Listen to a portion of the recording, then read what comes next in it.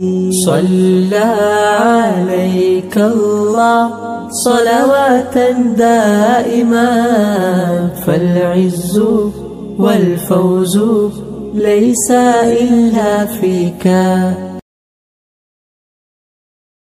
5ویں ہجری میں غزوہ خندق اور احزاب کے ذکر کے بعد اس کا باب چل رہا تھا.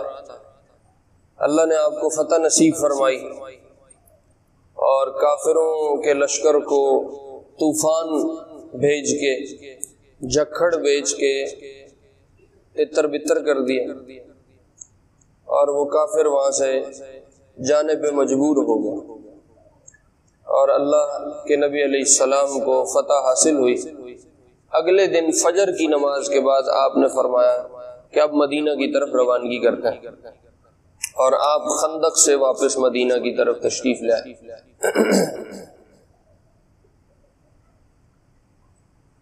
جب آپ واپس تشریف لائے اور مدینہ پہنچے تو حضرت جبریل علیہ السلام نے آپ سے ملاقات کی. جو حدیث میں ملتا ہے کہ یہ ملاقات مسجد نبوی میں نہیں ہوئی. مسجد نبوی سے باہر آپ نے جنازوں کے لیے ایک جگہ مقرر فرمائی تھی جہاں آپ جنازے پڑھا کرتے تھے اور پڑھایا کرتے تھے. یہ ملاقات جنازوں والی جگہ پہ ہوئی، مسجد سے تھوڑا ہٹ کے نکل کے. ایک خاندان آباد تھا بنو غنم. بنو غنم کا خاندان آباد تھا. غنم بھی آتا ہے، غنم بھی آتا ہے. جہاں ان کی آبادی اور ان کے گھر تھے وہاں انہی کی زمین میں آپ نے جنازوں کے لیے ایک جگہ مقرر کی ہوئی تھی.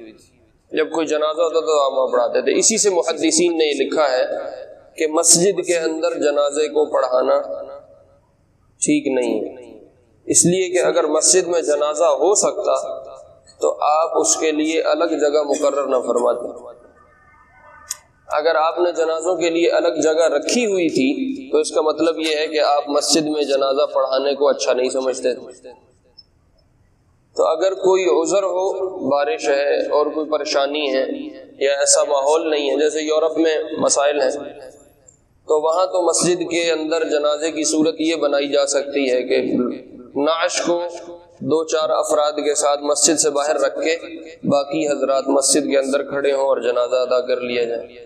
اور جہاں کوئی اس طرح کی پریشانی نہ ہو، موسمیاتی یا سماجی یا کسی قسم کی معاشرتی، تو پھر جنازے کو مسجد سے الگ رکھنا چاہیے. ہمارے یہاں اللہ کا شکر ہے یہ ابھی تک موجود ہے، جنازہ گاہیں بنی ہوئی ہیں، مسجد الگ ہوتی ہے، جنازہ گاہ الگ ہوتی ہے. بہرحال یہ اسی روایت سے ہی ملتا ہے کہ آپ نے جنازہ گاہ والی جگہ پہ جو بنو غنم کا کوچہ یا ان کی گلی تھی وہاں جبریل سے ملاقات فرمائی.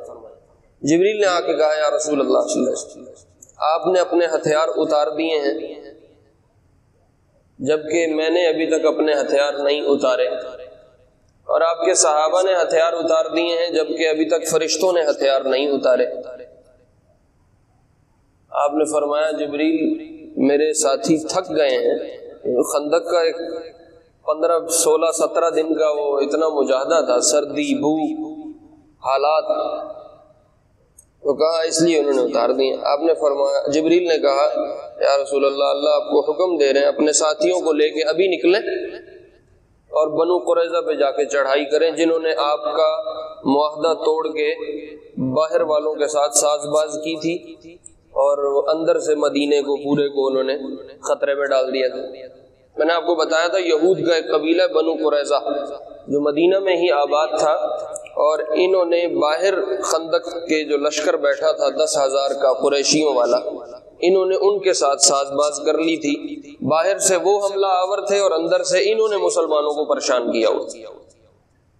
تو جبریل نے کہا یا رسول اللہ اللہ فرماتے ہیں ابھی نکلے اور جا کے بنو قریظہ پہ چڑھائی کریں، اور میں ابھی جا رہا ہوں فرشتوں کی جماعت لے کے، ہم جا کے ان کو متزلزل کرتے ہیں، ہم ان کی جڑیں ہلاتے ہیں اور آپ اپنا لشکر لے کے پہنچے.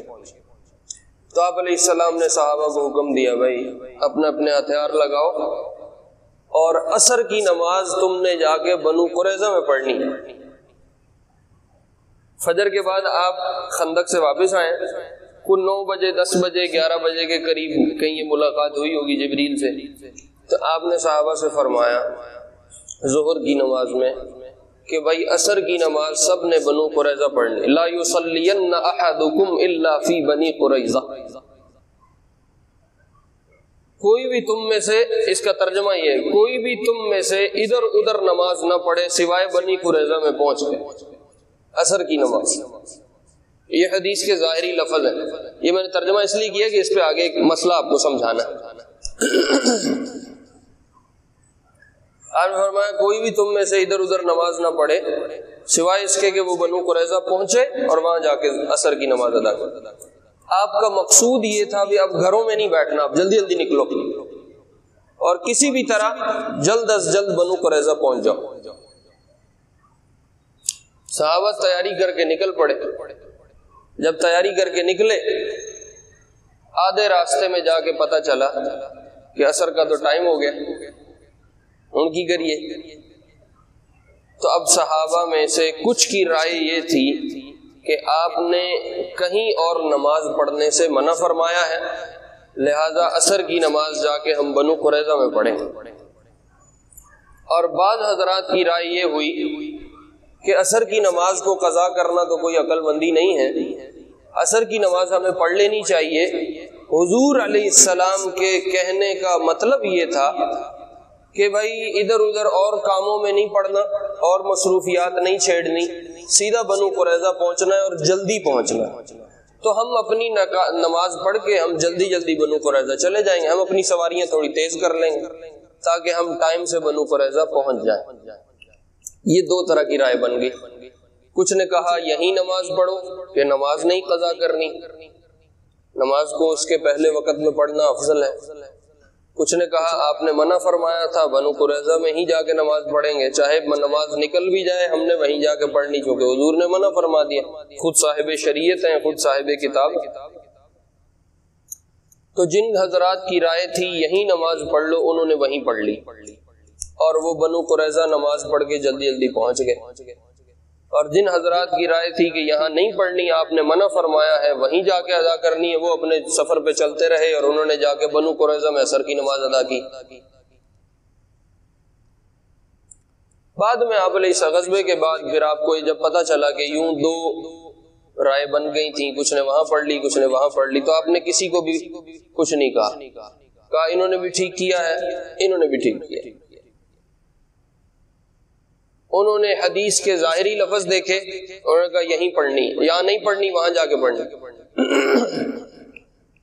اور دوسروں نے آپ کی رائے اور منشا پہچانی کہ آپ کی چاہت یہ تھی کہ ہم جلدی پہنچ جائیں، اس لیے نماز تو ہم پڑھ لیتے ہیں باقی ہم جلدی پہنچ جائیں گے، تو اس لیے وہ انہوں نے وہاں جا کے ادا کر لی۔ تو آپ نے دونوں کی ہی تصویب فرمائی، دونوں کی تصدیق فرمائی، دونوں کو کہا تم نے ٹھیک کیا۔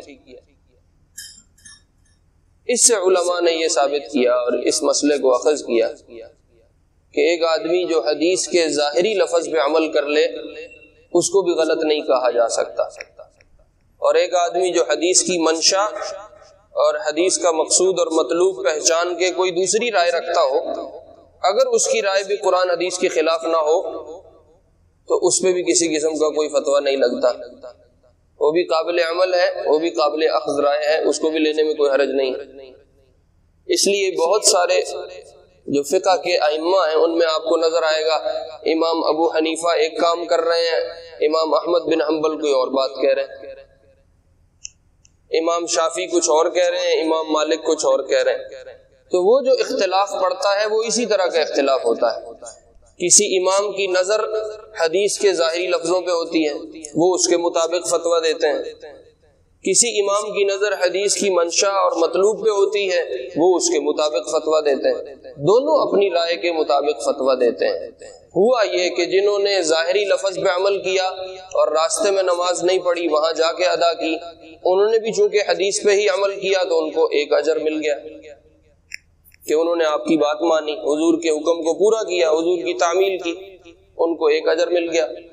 اور جنہوں نے مقصود پہچانا تھا، جنہوں نے منشا پہچانی تھی اور آپ کا مطلوب جان گئے تھے اور نماز انہوں نے راستے میں ادا کر دی، علماء کہتے ہیں ان کو حضور کی بات ماننے کا بھی اجر ملے گا، کیونکہ وہ ٹائم پہ بنو قریظہ پہنچ گئے تھے، جلدی چل پڑے تھے، اور ان کو نماز بھی پہلے وقت میں پڑھنے کا اجر ملے گا۔ ان کے لیے ڈبل اجر ہے اور پہلے والوں کے لیے سنگل اجر ہے، اجر دونوں کو ملا ہے۔ اس سے ہمیں سیکھنے کی جو چیز ملتی ہے، جو ہمارے لیے سبق اور درس ہے، وہ یہ ہے کہ آپس میں کسی رائے کے اختلاف پر نہ انہوں نے ان کو کہا تسی غلط ہو، تسی گمراہ ہو، تسی کافر ہو، تہاڈی گل ٹھیک نہیں، اور اشتہار لگاؤ، مناظرے کرو، یہ کرو وہ کرو، نہیں، ایسا کچھ نہیں۔ اور جو یہ والی رائے رکھتے تھے انہوں نے ان کو نہیں کہا تسی غلط ہو، تسی گمراہ ہو، تسی فلانے، تسی ٹمکانے، ایسی کوئی اختلاف ضرور تھا، لیکن اس اختلاف کی کچھ حدود ہیں، کچھ قیود ہیں، کچھ اصول ہیں۔ ایک دوسرے کی عزت پہ حملہ آور ہو جانا، ایک دوسرے کی عزت پگڑی اچھالنے لگ جانا، ایک دوسرے کو کافر گمراہ کہنے لگ جانا، جبکہ دونوں کی حدیث پہ ہی عمل ہے، دونوں کی رائے قرآن حدیث کے مطابق ہے، خلاف نہیں ہے، تو ایک دوسرے کی حدود کو تجاوز کرنا یہ کوئی اتنی عقل مندی کی بات نہیں ہے۔ اس لیے اختلاف رائے میں ہو سکتا ہے، اس کو حدود قیود میں رہتے ہوئے، لمٹس میں، اصول و ضوابط کے تحت رکھ کے اختلاف کرنا، اس میں کوئی حرج نہیں۔ صحابہ میں ہوئے ہیں، اور صرف اس موقع پہ نہیں ہوا، بہت سارے مواقع پہ اختلاف ہوئے۔ میں نے آپ کو سنایا بدر کے جب قیدی آئے تو آپ نے مشورہ لیا، ہاں بھائی کیا کرنا ہے؟ ابو بکر نے کہا رسول اللہ سب کو چھوڑ دو، ان سے فدیہ لے لو، ان سے کوئی تھوڑا بہت عوض لے لو اور ان کو چھوڑ دو۔ حضرت عمر نے فرمایا ان سب کی گردن اڑاؤ، کسی کو بھی نہیں چھوڑنا۔ اب بتاؤ اختلاف پڑا کہ نہیں پڑا؟ آپ کو حدیث کی، سیرت کی کسی کتاب میں نہیں ملے گا کہ ابو بکر نے کہا عمر تم غلط کہہ رہے ہو، یا کہیں عمر نے اٹھ کے کہا ہو ابو بکر کی رائے ٹھیک نہیں، رضی اللہ عنہم اجمعین۔ ان کی اپنی ذاتی رائے ہے، ان کی اپنی ذاتی رائے ہے۔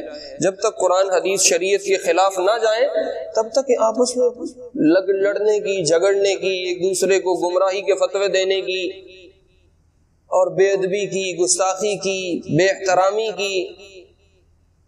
اب ہماری پتہ نہیں خوراکیں تیز ہیں یا ہمارے مسالے تیز ہیں، ہماری طبیعتیں تیز ہیں، ہمارے خون گرم ہے، تھوڑا سا اختلاف پڑتا ہے اور دے فتویٰ پہ فتویٰ، اور توپوں کے منہ کھل جاتے ہیں ایک دوسرے کے۔ جب تک قرآن حدیث سے متصادم کوئی رائے نہ آئے تب تک دوسرے کی رائے کا احترام کرنا چاہیے۔ اس کی رائے ہے، وہ غلط بھی ہو سکتا ہے، وہ ٹھیک بھی ہو سکتا ہے، فیصلہ میرے ہاتھ میں تھوڑی ہے، تو قیامت میں اللہ نے فیصلہ کرنا کون ٹھیک ہے اور کون غلط۔ اللہ ہمیں اللہ کے نبی علیہ السلام کی زندگی سے یہ سبق سیکھ کے اس کے مطابق چلنے کی توفیق نصیب فرمائے۔ خیر آپ نے وہاں جا کے پڑاؤ ڈال لیا، اور یہودیوں کی عادت تھی جب خطرہ پڑتا تھا وہ اپنے آپ کو قلعوں میں بند کر لیتے تھے، وہ سارے اندر ہو گئے اور انہوں نے کواڑ بند کر لیے، آپ نے باہر سے گھیرا ڈال کے محاصرہ کر دیا۔ بعض روایات سے ملتا ہے 20 دن اور بعض میں ملتا ہے 26 دن یہ محاصرہ چلتا رہا۔ یہودیوں نے مجبور ہو کے پیغام بھیجا کہ مدینے میں جو اوس کے افراد ہیں، میں نے آپ کو بتایا مدینے میں 2 بڑے قبائل تھے، ایک اوس کا اور ایک خزرج کا۔ اوس سے ان کا بنو قریظہ کا تعلق تھا، یہودی جو تھے بنو قریظہ کے، ان کا تعلق اوس سے تھا، اوس قبیلے سے۔ یہ اوس قبیلہ، اس میں بہت سارے انصار صحابہ تھے، اور ایک 4 ہجری میں آپ نے غزوہ لڑا تھا، وہ میں نے آپ کو سنا دیا ہے، بنو نذیر کا سورہ حشر کا، جس میں سارا ذکر۔ ان کا تعلق خزرج سے بہت زیادہ تھا۔ تو ایک اوس کے خاندان میں سے صحابی ہیں ابو لبابہ رضی اللہ عنہ، ان کا یہود سے بڑا پرانا تعلق تھا، جس کو ہم آج کی زبان میں کہتے ہیں فیملی ٹرمز تھے، ان کے آپس میں فیملی ریلیشنز تھے، آنا جانا تھا، بہت زیادہ ان سے میل ملاقات تھی، کیونکہ مدینے میں رہتے تھے، اور ان سے صلح نامہ تو پہلے تھا، معاہدہ تو ہوا تھا، اور مسلمان ان سے معاملات بھی کرتے تھے، آتے جاتے بھی۔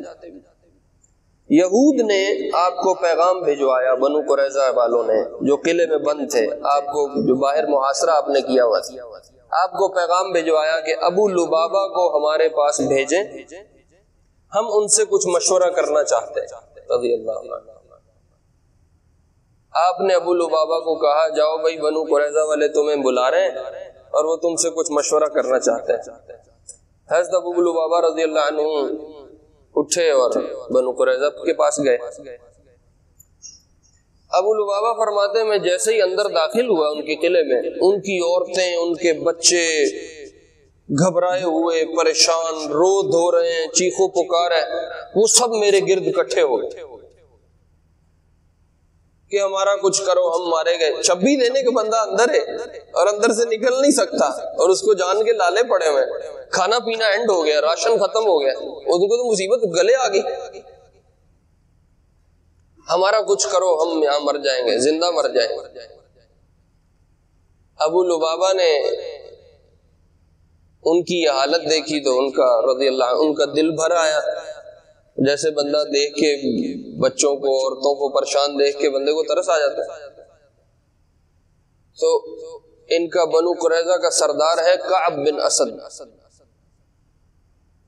اس نے ابو لبابہ سے بات کی، کہا ابو لبابہ اگر ہم ہتھیار ڈال دیں اور ہم اپنے آپ کو محمد کے حوالے کر دیں صلی اللہ علیہ وسلم تو وہ ہمارے ساتھ کچھ کیا کرے گا؟ تو حضرت ابو لبابہ فرماتے ہیں کہ میں نے زبان سے تو کچھ نہیں کہا، اشارہ کیا یوں الذبح، کہ اگر تم اپنے آپ کو حوالے کرو گے تو محمد صلی اللہ علیہ وسلم تمہیں ذبح کرنے کا ارادہ رکھتے ہیں علیہ الصلوۃ والسلام۔ کیوں؟ اس لیے کہ تم نے مسلمانوں سے اجتماعی طور پہ غداری کی ہے، اور غداری کی سزا میں آپ کو کوئی چھوٹ نہیں مل رہی۔ یہ ان کو حالات واقعات سے نظر آ رہا تھا، آپ نے ان کو کہا نہیں تھا کہ میں ان کو ذبح کروں گا، انہوں نے خود سے یہ انالیسز کیا حالات کو دیکھ کے کہ اگر تم نے اپنے آپ کو حوالے کیا نا تو تمہاری گردنیں فارغ ہو جائیں۔ یہ کہہ کے کچھ اور انہوں نے بات چیت کی، ابو لبابہ اٹھے اور قلعے سے باہر آئے۔ جب قلعے سے باہر آئے تو ان کو خود سے یہ خیال آیا کہ اوہو مجھے حضور علیہ السلام کا پروگرام اور پلان اور منصوبہ یہودیوں کو نہیں بتانا چاہیے تھا۔ اگر انہوں نے اپنے آپ کو حوالے کرنا بھی تھا تو اب میرے بتا دینے پہ اب انہوں نے اپنے آپ کو حوالے کوئی نہیں کرنا، اور میں نے حضور سے خیانت کر دی علیہ السلام۔ یہ ان کو اندر ہی اندر خود سے خیال آیا کہ میں نے حضور سے خیانت کی ہے، آپ کا منصوبہ اور آپ کی پلاننگ یہودیوں کو نہیں دینی چاہیے تھی، اگر انہوں نے نکلنا بھی تھا تو انہوں نے اندر بیٹھے رہنا، انہوں نے باہر کوئی نہیں آیا۔ ابو لبابہ رضی اللہ عنہ کو یہ خیانت کا خیال اتنا زیادہ آیا اور اپنے آپ پہ اتنا افسوس ہوا کہ یہاں سے نکلے اور آپ علیہ السلام کے پاس جانے کی بجائے سیدھا مدینہ چلے گئے اور مسجد نبوی میں جا کے اپنے آپ کو ایک ستون کے ساتھ باندھ لیا اور کہا جب تک مجھے اللہ معاف نہیں کریں گے کہ میں نے خیانت کر دی اللہ کے نبی سے، جب تک مجھے اللہ معاف نہیں کریں گے تب تک نہ میں اپنے آپ کو اس ستون سے کھولوں گا، نہ میں یہودیوں سے ملاقات کروں گا، نہ میں ان کے علاقے کا رخ کروں گا۔ یہ اپنے پہ قسم ڈال کے اپنے آپ کو مسجد نبوی کے ایک ستون سے باندھ لیا۔ اس وقت مسجد نبوی کے ستون کھجور کے تنے ہوا کرتے تھے، تو ستون اب بنے۔ اگر آپ ابھی بھی جاؤ نا ریاض الجنہ میں تو جو حضور علیہ السلام کی سر والی سائیڈ ہے جس کے ساتھ ادھر سارا ریاض الجنہ ہے، ممبر اور روضے کے درمیان کی جگہ جنت کا ٹکڑا ہے، اگر آپ اس میں کھڑے ہو تو تھوڑا سا پچھلی سائیڈ پہ مسجد والی سائیڈ پہ ایک پلر ہے، اس کے اوپر کر کے انہوں نے ابھی بھی لکھا ہوا ہے استوانہ ابی لبابہ۔ یہ ستون عین اس جگہ پہ ہے جہاں کھجور کا وہ تنا تھا جس تنے پہ ابو لبابہ نے اپنے آپ کو لا کے باندھا۔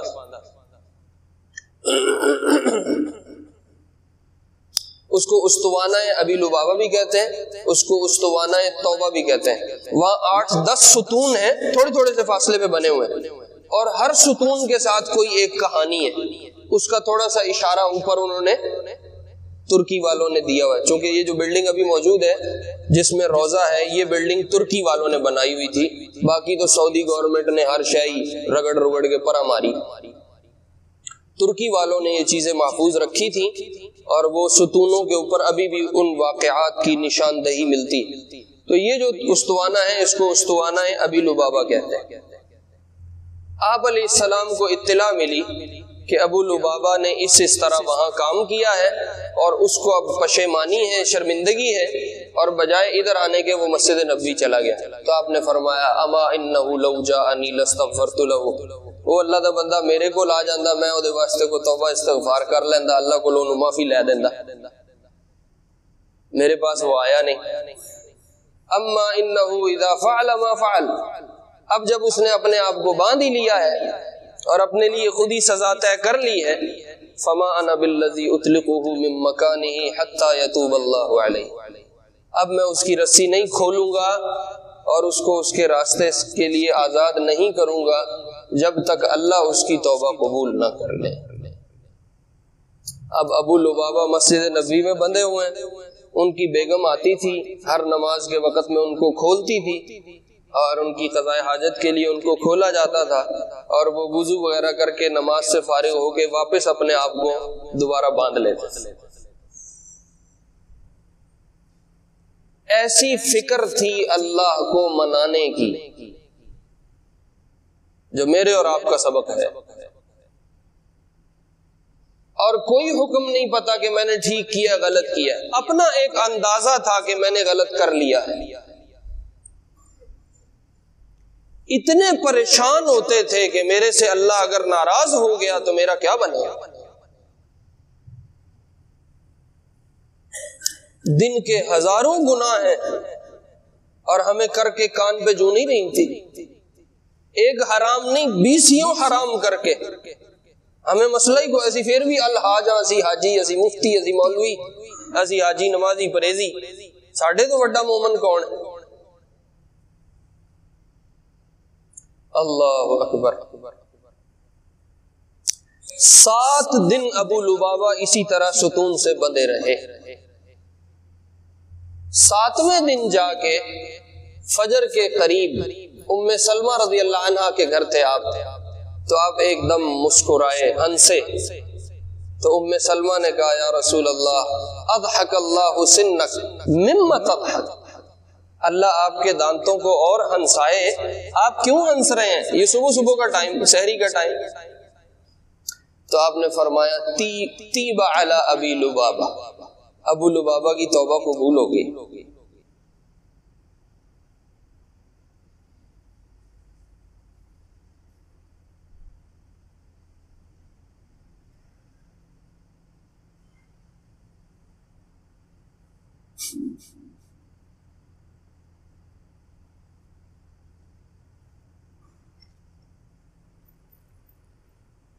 آپ نے فرمایا ابو لبابہ کی توبہ قبول ہوگی۔ ام سلمہ نے کہا رسول اللہ اگر آپ اجازت دیں تو ابو لبابہ کو جا کے میں خوشخبری دوں؟ تو آپ نے فرمایا اگر چاہو تو جاؤ۔ اس وقت تک ابھی پردہ نازل نہیں ہوا تھا، تو ام سلمہ نے آ کے دروازے پہ کھڑے ہو کے زور سے کہا یا ابا لبابہ ابشر قد تاب اللہ علیہ، ابو لبابہ تجھے خوشخبری ہو، تیری توبہ اللہ نے قبول کر لی۔ وہ مسجد میں جتنے احباب تھے جمع، وہ بھاگے کہ ہم جا کے ابو لبابہ کی رسی کھولیں۔ ابو لبابہ نے کہا جب تک حضور آ کے میری رسی نہیں کھولیں گے میں تب تک اپنی رسی نہیں کھولیں گے۔ تو آپ فجر کی نماز میں تشریف لائے اور آپ نے ابو لبابہ کی رسی کو خود اپنے ہاتھ سے کھولا، رضی اللہ عنہم اجمعین۔ غزوہ بنی قریظہ اگلے جمعے پہ باقی کر لیں گے۔ میرے عزیزو، انسان سے گناہ خطائیں ہوتی ہیں، انسان ہے ہی خطا کا پتلا، لیکن مقصود یہ ہے کہ انسان کو یہ احساس ہو کہ میرے اوپر کوئی ذات ہے، وہ میرے اچھے پہ خوش ہوتی ہے، میرے برے پہ ناراض ہوتی ہے۔ اس احساس کا پیدا ہو جانا بس یہ توبہ ہے۔ جب یہ احساس اندر جنم لیتا ہے اللہ سارے دھوکے صاف کر دیتا ہے۔ حدیث میں آتا ہے اللہ فرماتے ہیں میرے بندے کو احساس ہو گیا کہ ایدا کوئی وڈا ایدے سر تے ہے، جڑا ایدے چنگے تے خوش ہوندا ہے، ایدے بھڑے تے ناراض ہوندا ہے، بس اللہ اس گل تے ہی بندے نو معاف کر دیتا ہے۔ گناہ کا ہو جانا مسئلہ نہیں ہے، یاد رکھو، بڑے سے بڑے گناہ کا ہو جانا مسئلہ نہیں ہے۔ مسئلہ یہ ہے کہ ایک آدمی گناہ کرے اور اس پہ احساس ندامت نہ ہو، یہ بہت بڑا مسئلہ ہے۔ اگر کوئی آدمی یہ سمجھتا ہے کہ ساری امت گناہ چھوڑ دے اور بالکل نیکی پہ آ جائے اور وہ اس محنت میں لگا ہوا ہے تو وہ بالکل غلط لگا ہوا ہے۔ امت کبھی گناہ نہیں چھوڑے گی۔ انسان ہے ہی خطا کا پتلا۔ ساڈے ابا جی نے خطا کی سی مگر اسی بھی ساری انہاں دی اولاد ہے۔ خطا تو ہم سب سے ہوگی، خطا کا مسئلہ نہیں ہے۔ خطا کے بعد ربنا ظلمنا انفسنا وان لم تغفر لنا، اس احساس کا پیدا ہو جانا اور اس احساس کا پیدا نہ ہونا، یہ وہ مسئلہ ہے جس پہ ہماری دنیا اٹکی پڑی۔ گناہ ہو گیا، سرزد ہو گیا، ارتکاب ہو گیا، کوئی بات نہیں، اگر توبہ استغفار کی طرف آ گئے، اگر رجوع الی اللہ ہو گیا تو کام ٹھیک ہو گیا۔ اللہ فرماتے ہیں میرے بندے نے میرا احساس کر لیا، بس کافی۔ اور اگر گناہ ہو رہا ہے اور ایک پہ دو، دو پہ چار، چار پہ 10، 20، 50، 100 اور جرت بڑھتی جا رہی ہے، بڑھتی جا رہی ہے، چھڈو کوئی گل نہیں ہے، ایویں مولویوں نے ڈرایا ہے، کیڑی جہنم کیڑی جنت۔